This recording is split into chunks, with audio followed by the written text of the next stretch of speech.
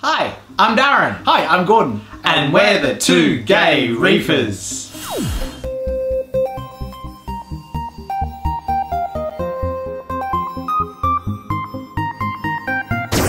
Welcome to our YouTube studio. It's been an eventful couple of weeks, couple of months since Reefstock. It has been absolutely chaotic. We're pretty much wrecked at the moment, trying to set up a huge tank on the side. Yep. Well as day jobs as well. Well as day jobs, well as keep our videos up. It's just been chaotic. We'll be up to about 4 videos left before we break up for Christmas. Yeah, so we're going to have a little break over Christmas as we did last year, just to recharge. I guess we should talk about our tanks. Where are we at? Well, let's talk about the jar first, because Gordon knows nothing about what's going on in the jar. It sits in the corner. That's basically it. You removed Wally from it, which is... Yeah, so there is a reason why we got Wally out. So we did treat it for algae a couple of months ago. There is still a little bit left, and it seems to be around certain corals. So the good thing about getting Reefzilla up and running is that we can start farming out some of those corals until we get rid of the algae. Considering we don't dose the jar, we've now got a heater in it after 12 months of not having a heater in it. It survived survived our winter. Our winters aren't that cold, but it just survived winter without a heater. But we don't dose it. You do what, 100% water change, or are you still doing 150 or? So it was a bit difficult to do a huge water change with Wally in there, because obviously I didn't want to... Fish need water. Yeah, pretty much, yeah. But been doing pretty much a 90% water change. I haven't really been keeping up on that, and obviously with a bit of bioload that Wally's contributed to the tank, that hasn't helped the algae problem either. So good thing is breaking up the tanks and sorting everything out and mixing everything up, all the corals into different spots, means that we can take the affected corals out of that one, put them into another tank to get cleaned, and then we can start swapping corals around and putting the fresh ones back into the jar and making it look pretty and spick again. So mind you, it does look pretty and spick at the moment anyway. So it does, but it's not quite to my standards. So what's next? The Red Sea Reefer. Red Sea Reefer's in the process of being torn down, and everything's been moved across to Reefzilla. It's looking a bit empty at the moment. Yeah, so the thing is with the Red Sea Reefer, mainly because of our fish bioload, I think we've always had too many fish in there, to be honest. I said that. You said that. We both said that, but you know... We still brought fish. We brought fish. You go to the fish shop and go, oh, that's pretty. And fall in love. And we all know how that is. Yeah. But the Red Sea... Leave a comment below. Tell us which what fish you've brought on impulse. Impulse fish? All of them. All of them, pretty much. I'm sure you local fish shop owners out there love those impulse buys, or all of us reefers are probably guilty of it.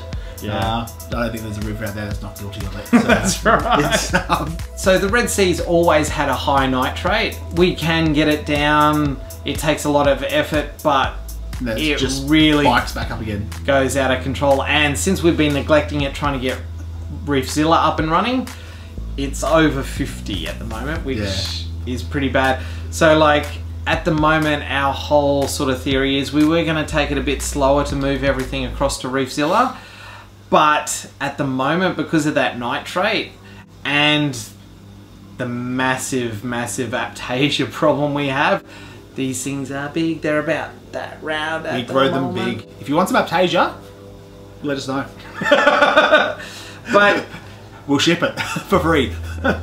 But with the high nitrates, it's really affecting the corals, and I've noticed since we've started putting stuff into Reefzilla, they've bounced back and are looking better than they actually did in the Red Sea Reefer. So slowly, well, actually probably this weekend, we're gonna take it down completely and move it across.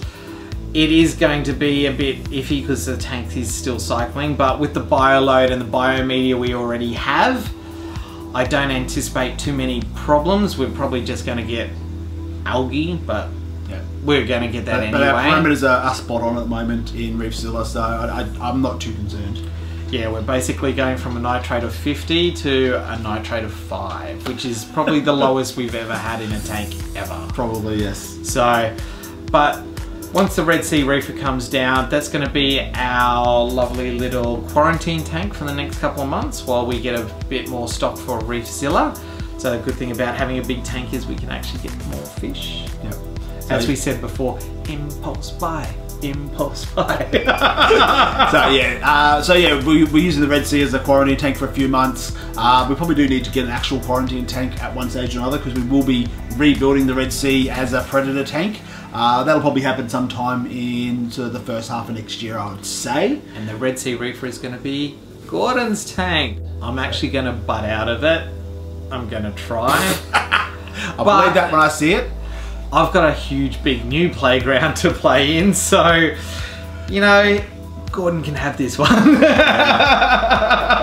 So yeah, I'm looking forward to that one. We are going to try and make it all Red Sea, so Red Sea lighting, Red Sea flow pumps. The only thing we probably won't do Red Sea will be the skimmer because we've already got a skimmer that's perfectly fine for that tank. There's no point buying a second one, but everything else we're going to go Red Sea just to make it a Red Sea tank. No real reason. So my plan for that one, I guess, I want to get either a snowflake eel or a Zebra eel? Zebra eel, yep. Definitely want to get a clown trigger. I've fallen in love with those things. They're just so much fun. And I've heard you can train them, so I want to get one and then train it. I can just see it now. This little clown trigger going jumping through hoops. Yep. or taking off my finger, one or the other. So finger's probably more likely in this case, but you know. I can teach the dog tricks, so I'm sure I can teach the fish tricks. There's a little bit of a difference, but hey, you never know, and other than that, I would probably go some form of lionfish or something like that. So like a Fu Manchu. Yeah, maybe. Something like that. Sort of haven't decided exactly on that one yet, but definitely the number one will be the clown trigger. And obviously, Reefzilla. Lots have been happening with that. It's been all consuming since reefstock, that tank. So it's been so consuming that we've got little pieces of crap everywhere from building it. Like we've got the behind the scenes here, there is just like a construction yard. So we've got pipes, we've got bits of foam, we've empty got spray cans, empty spray tools, cans. a hammer. It's just flooding it's just flooding our life at the moment. And that's just one room. But we have a tank. We have a tank. But the tank so far, we're really happy with it. We've got the leaks down. No more leaking. Yeah, all the leaks are sorted out, and the only thing we have got is a bit of a leak going from the return reservoir into where we had planned on putting the ATO. So basically the ATO chamber isn't quite sealed properly, so we have to go and seal that up this weekend. Yep, so we can start using it. At the moment we have 20-litre drums in front of the tank, which doesn't really look that good. No. So other than that, I think it's just getting the sides ready to go. They're just clean them up a bit and bring them upstairs. We've got put them on. Power cord management as well. Yep. So yeah, that's an issue at the moment. We've got a plan. Yeah, using a waterfall pump, it's come with like probably a 5 to 10 meter long cord. So we've got to work out somehow to make that neat. Yep. But we really don't have a lot of equipment on there. So the skimmer doesn't use electricity. That's all done by flow, which is pretty cool. We've got the waterfall pump, which is the return pump. The ATO. We've got the ATO, so we've got a little refill pump, which is really cool. That actually works really well. Happy to have that. So, except we found out that it does have an alarm when it's empty, and it went off in the middle of the night. Like, what the hell? We weren't impressed or ready for that, so that was fun. But besides that, and then we've got the lights. So at the moment, I think we're down to like 3 power points that we need for the whole tank. That will change. A fourth one for the extra radion, and that's. Oh, we got the dosing pump. Yeah, we've got a dosing pump and probably a couple of little wave makers as well, just to supplement the random flow generators at the moment. Yeah. But besides that, they're the main issues at the moment. The rest are little cosmetic things really. We do have a little bit of a noisy sump that we're looking at fixing up this weekend. Shout out to Reef Girl who gave us a great idea today actually. We're thinking of putting a little shelf underneath the filter cups with some filter wool or some sort of soft media on to catch the drips, so that way just to soften that sound again. But yeah, so after that we've got to look at our chiller and get that sorted before it gets too hot. What have we got in there now? So at the moment we've got 2 fish. So we've got Itchy, one of our clownfish, and we've got Walter from the vase, our Bengai cardinal. We tried everything to catch Houdini and he wouldn't let us catch him. None of the fish would let us catch. None of the other fish would let us catch him. So. I just found that not only was I getting stressed, but the fish were getting stressed as well. Corals were going everywhere. Yeah, and they were trying to jump out of the tank. So we're just going to take it down and do it all in one hit. Do it all in one hit, because at the moment the Red Sea's going down. It's endangering what corals are left in there, and yeah, we can't get the fish out otherwise. But all the sand from the Red Sea is going to Reefzilla as well. So we've got a little bit of sand in there. I've put a bit of used sand in there as well, just to help get things going with the cycle as well. But the main thing will be getting all that sand out. That will really make a difference, and we sort of really need that for the sand sifters, because we can't have too clean sand in there really. No, they love their sand, love sifting the sand, and they rely on it. But yeah, so really exciting times ahead. This is the fun part.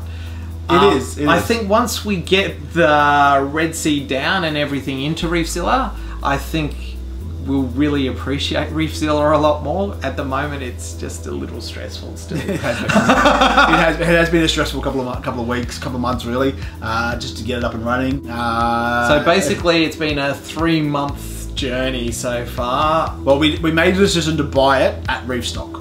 Yeah, which was early August. We picked it up the week later, 2 weeks later, and we've been working on it ever since. Yeah, pretty much. But it's looking good. I'm really happy with it. It's looking fantastic. Can't wait to get it completely chocolate with corals. Get some more fish in there. Yeah, definitely. Anyway guys, I hope you have enjoyed today's episode. This has been actually a little bit different, a little bit fun to shoot, nice and informal for a change. But it's like having coffee with us. We didn't bring coffee. Why didn't you make coffee? I don't know, because it's 6 o'clock at night. It's probably more beer time.